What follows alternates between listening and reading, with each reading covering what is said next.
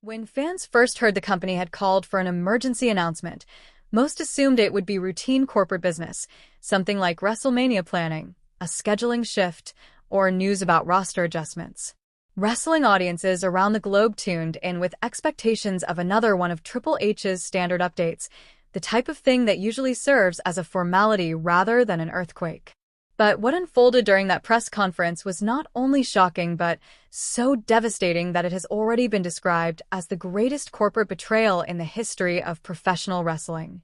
For decades, fans trusted that WWE, despite its flaws, would always honor the loyalty and sacrifice of its most enduring legends.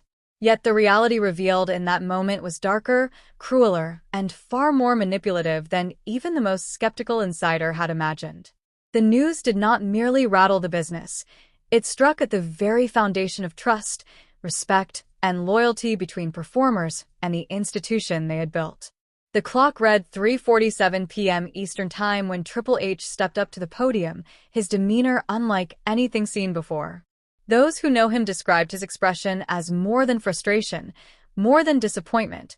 It was heartbreak. Here was a man who had spent his career building bonds with colleagues he considered brothers, standing in front of the world to reveal that the very people entrusted with protecting WWE's legacy had instead chosen to systematically dismantle it. The focus of this bombshell was none other than The Undertaker, Mark Calaway, the dead man, the man whose name is synonymous with WWE's dominance for more than 3 decades. Fans expected updates about his health, perhaps something about his Hall of Fame legacy or news about special appearances. Instead, they were confronted with a revelation that exposed a criminal-level conspiracy within WWE's own leadership to destroy the final years of one of the greatest careers in wrestling history. Triple H's first words sliced through the silence like a blade. He revealed that for the last 5 years, while executives were publicly celebrating The Undertaker's contributions with tributes, video packages, and accolades, behind closed doors they were plotting against him. They had been quietly reducing his financial compensation, undermining his influence, and orchestrating a retirement that served their corporate interests rather than honoring his wishes. It was not mismanagement or oversight. It was deliberate, systematic betrayal, and the weight of that truth rippled through the room like a thunderclap. The story became even more disturbing as Triple H laid out how executives had weaponized Mark Calaway's greatest qualities, his loyalty, professionalism, and unshakable devotion to WWE, against him. They knew that Undertaker, above anyone else, would never publicly complain or expose the company that had given him his platform. They understood he valued discretion and loyalty above self-interest, and they exploited those values with ruthless precision.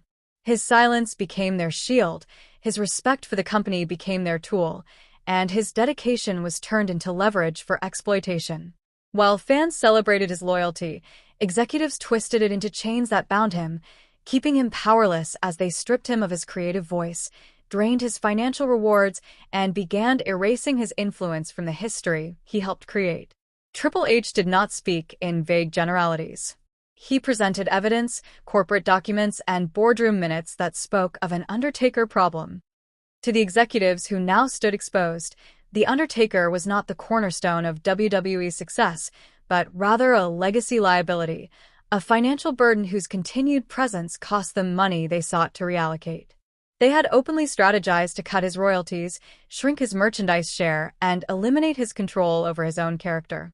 Worse still, they were negotiating in secret to license his intellectual property and character likeness to outside companies without giving him proper compensation or creative authority. In other words, they were preparing to own the dead man forever, stripping away the man behind the character and reducing him to a permanent corporate asset. As if that weren't cruel enough, Triple H revealed an even more disturbing truth. Executives had crossed into Undertaker's personal life. They spread false rumors about his family, manufactured conflicts, and created artificial financial pressures designed to weaken his independence.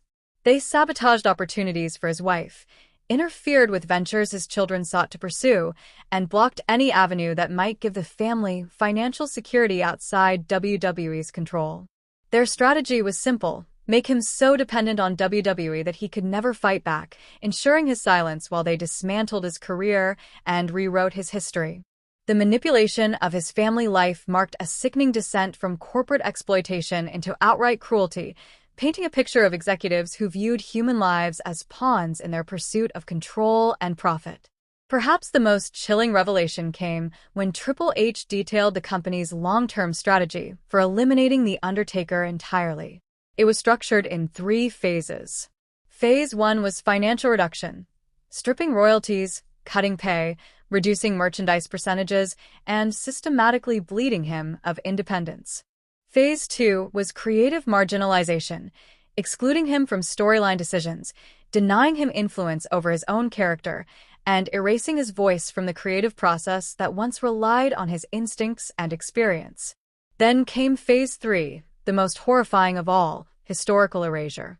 WWE planned to rewrite its own history, minimizing The Undertaker's role in pivotal moments like the Attitude Era, the Monday Night Wars, and WrestleMania's iconic spectacles, while attributing credit instead to corporate strategy and executive decision-making.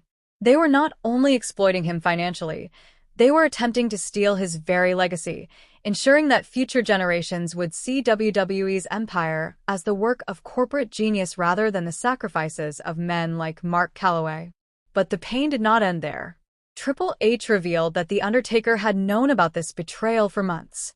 He had seen the documents, discovered the plans, and understood the deception. Yet, true to his character, he chose silence. He refused to drag WWE's name through the mud, even as the company turned against him.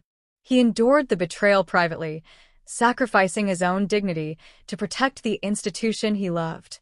That silence, as Triple H pointed out, revealed the contrast between Undertaker's integrity and the moral bankruptcy of the executives who preyed upon it. The man who embodied loyalty was willing to accept humiliation rather than damage WWE's public image, while those in charge were willing to destroy him to protect their profits. The weight of these revelations sent shockwaves throughout the wrestling industry. Performers in the locker room suddenly realized that if The Undertaker, arguably the most respected figure in WWE's history, could be betrayed, then none of them were safe. Loyalty, professionalism, and decades of service were no shield. In fact, as Triple H explained, the company viewed those very traits as vulnerabilities to exploit. If they could manipulate The Undertaker, they could manipulate anyone. A chilling phrase echoed among wrestlers. If they can betray the dead man, they can betray